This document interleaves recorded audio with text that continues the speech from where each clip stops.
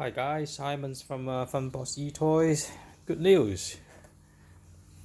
New firmware for G.t.power Night and Sound Pro should be available soon.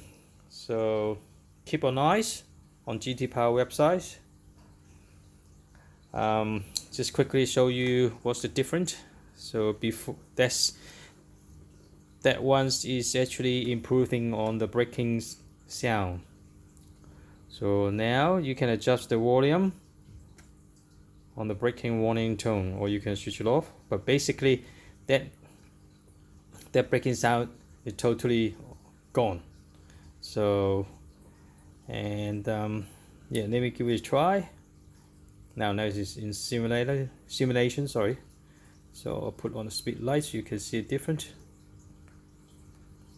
Okay, let's start the engine.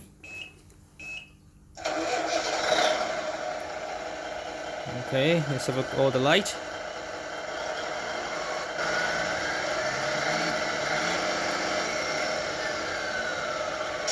So there's no more freaking noise. So now, and the braking sensitivity better than before. So go reverse. Sorry. Back this way. Reverse. So try again. Go forward. Oh, sorry. Go forward. Braking.